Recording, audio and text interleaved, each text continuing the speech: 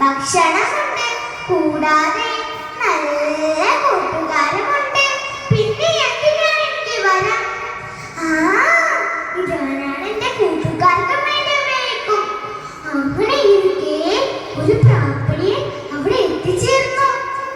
ഓരോ ദിവസവും ഓരോ കിളികളെ കൊത്തിത്തിന്നു. അങ്ങനെ ഒരു ദിവസം ചിക്കിത്തത്ത